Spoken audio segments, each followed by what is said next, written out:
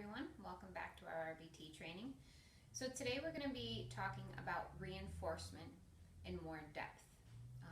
In some of our previous skill sessions, we discussed reinforcement in terms of positive reinforcement, negative reinforcement, and then we also discussed positive punishment and negative punishment.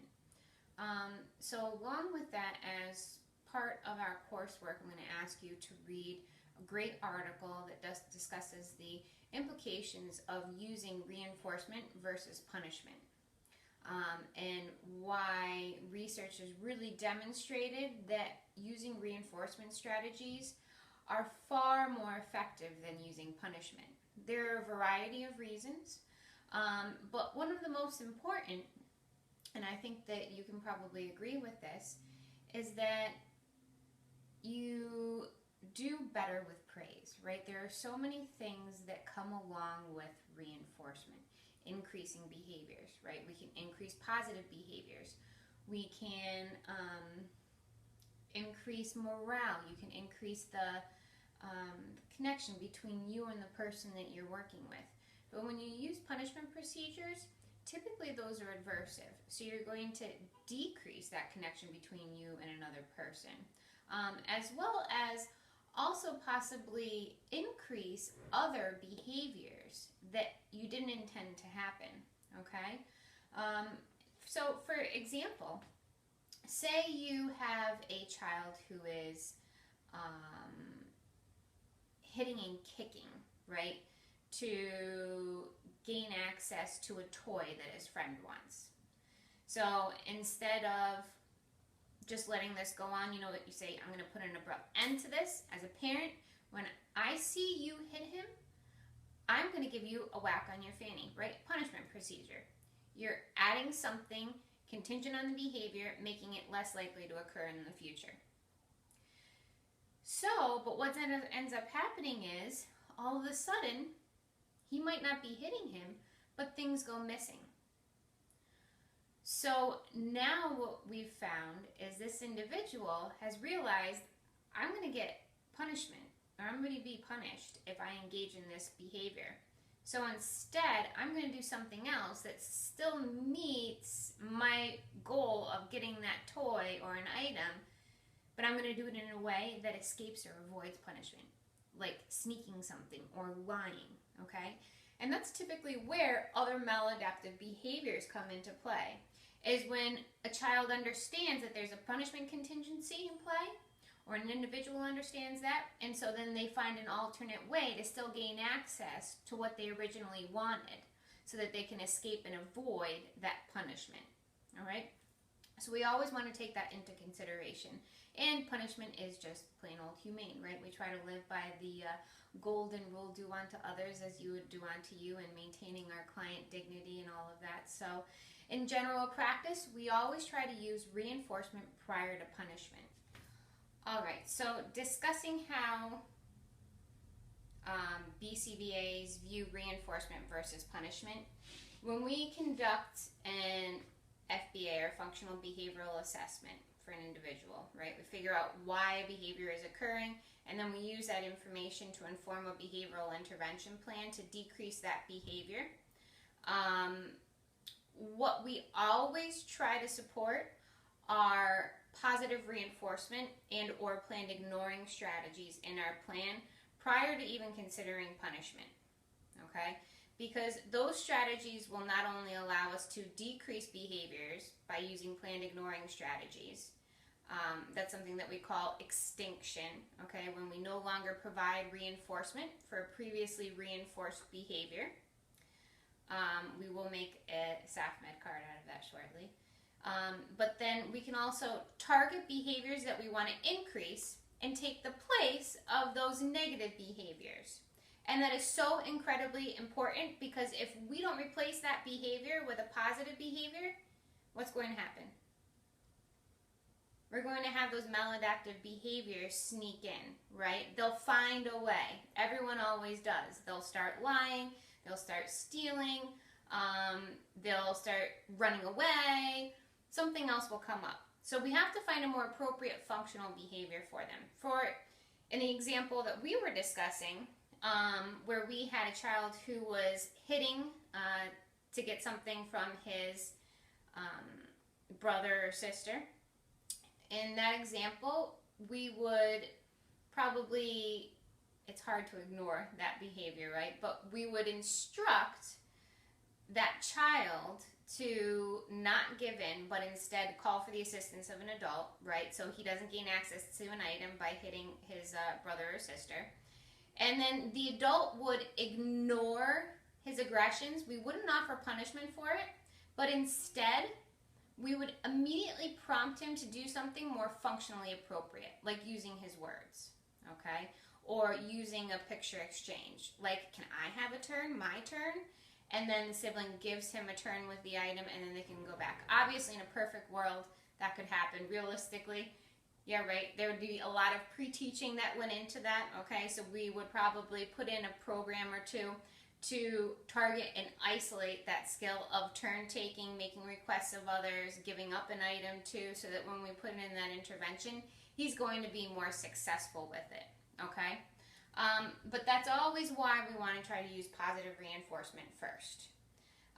In some extreme cases, we will put punishment as a procedure immediately, but that's really only for behaviors that are very extreme and either are indicative of something that's going to be immediate danger to the individual themselves or the others around them.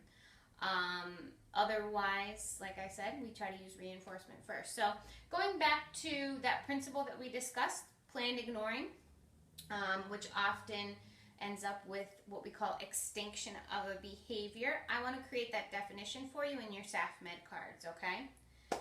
So on one side, your term is going to be extinction. And then on the other, your definition is going to be no longer providing reinforcement for a previously reinforced behavior.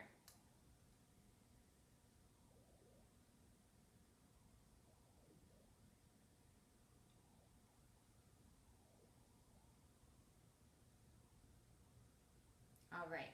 So one thing that I want to talk about more about with extinction is what typically happens. And you'll probably hear this at some point if you're working, you know, in the ABA field and you're dealing with behavioral intervention plans. Because reliably, there's an effect called an extinction burst that occurs when we implement a planned ignoring procedure, okay? So let's take, for example, let's take a pet, a dog, okay? We have a dog, and we'll do our behavior consequence here. So we've got our B and then our C. So our behavior is, or antecedent too. So our antecedent in this case is going to be you walk in the womb.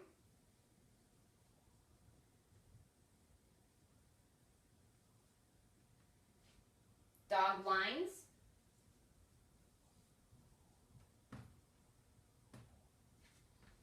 As a consequence, you give him a treat.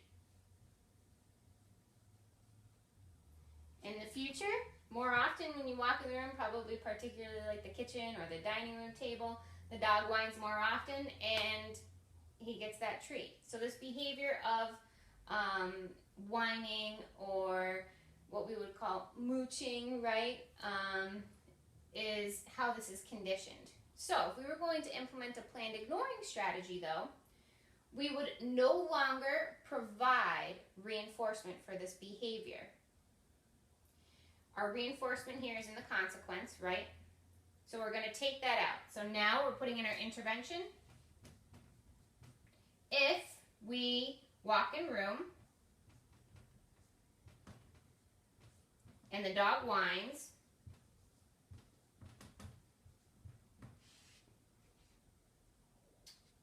I'm going to ignore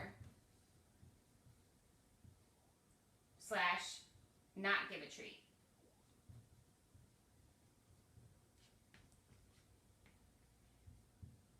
This is our intervention.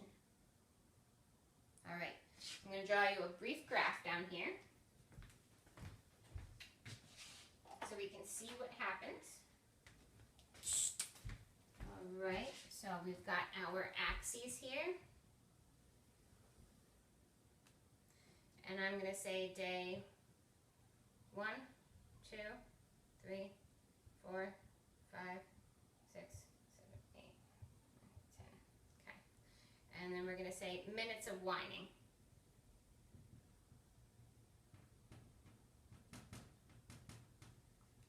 We're going to go up by 5. 5, 10, 15, 20, 25, 30. Goodness help you if they whine for more than 30 minutes. All right, so we've got our graph here, okay?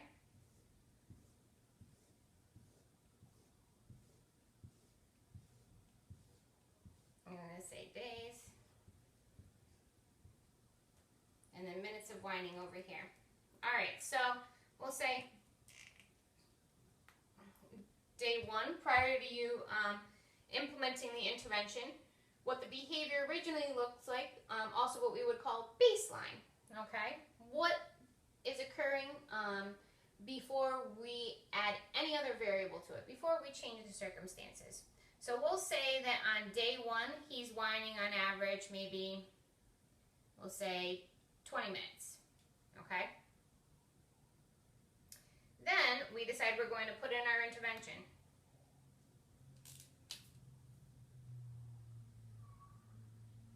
Phase change line there. Intervention. Okay. Day 2. He whines for, we'll say, 50 minutes. Day 3, he whines for like 2 hours. Then, all of a sudden, he whines maybe 25 minutes, and then 5 minutes, and then 0 minutes for the rest of the day, okay?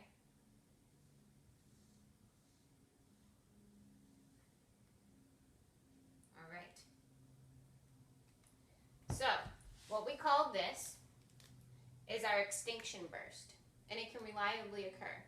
And this is typically something that I inform parents prior to implementing the intervention, so they're not surprised when it happens and they don't think that the intervention isn't working. It's failing. This was worthless, right? Because it's a lot to deal with a behavior in home and to, gain the respect and confidence of our parents. So we want to make sure that we keep that as we go forward. And so that if we talk to them about this being documented and well-researched effect that occurs when we start implementing this strategy, they're going to be much more comfortable with it when it happens. You say, nope, just bear with me. Remember, we talked about it. We can make it through this burst, and then it'll dramatically decrease, and we're good from there, okay? Because what happens is our dog, who is used to whining and getting food, is completely ignored. So he's going to say, oh, shoot, maybe I have to try a little bit harder, right? So he tries a little bit harder, whines for a little bit longer, still no payout. All right, I'm going to try a little bit harder, right? So now he's panicking because what he was doing wasn't working before, so maybe he has to just do it more often or with a higher intensity.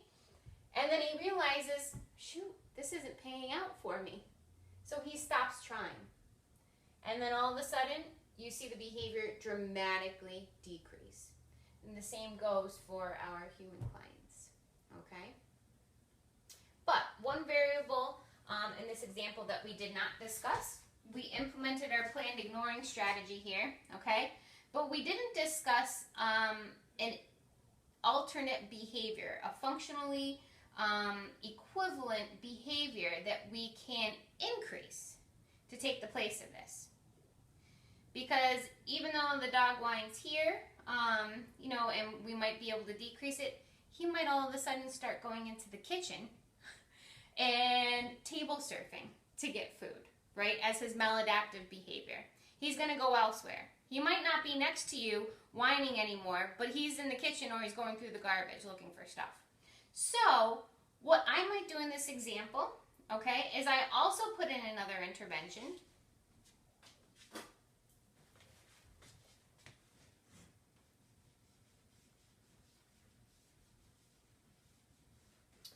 Where when I walk in the room,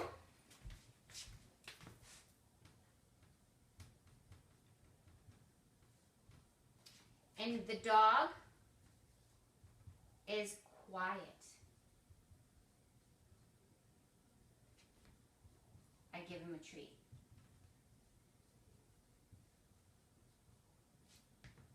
Okay? You have to be careful when you implement this because you don't want to accidentally reinforce a negative behavior. So typically you would figure out what a good length of time is. So maybe you initially walk in, the dog's quiet for 30 seconds. Good job laying down. Here's a treat, right? You wait another 30 seconds or so. Wow, nice job. Here's a treat. As long as he's not whining, you're going to reinforce his behavior. Because whichever of these you reinforce is going to happen more often. If you give him food after he whines, he's going to whine more. If you give him food after he's quiet, he's going to stay quiet more often. And this is actually a procedure that they use for dogs that bark, a shaping procedure, right? So they'll actually, especially, I don't know if you've heard of cases that have really severe separation anxiety. A dog trainer will actually come in and they'll put him in a kennel, very short period of time at first, and they'll reinforce even 2 seconds of being quiet in the cage. Here's a treat, and they'll let him out. They'll ask him to go back in, maybe 4 seconds. Here's a treat, let him back out, okay? All the way up until they can stay in that cage and they're quiet for minutes at a time, up to hours, and then you can leave him for a whole day and know that he's going to be quiet and comfortable because his behavior has been slowly shaped to be that way, okay? So we have to make sure that we're always equally reinforcing a more appropriate behavior, a positive target, if we are looking to decrease one as well. All right. This about wraps up our positive reinforcement versus punishment piece. So I will let you read that article and then we'll move on to why reinforcement is so important otherwise.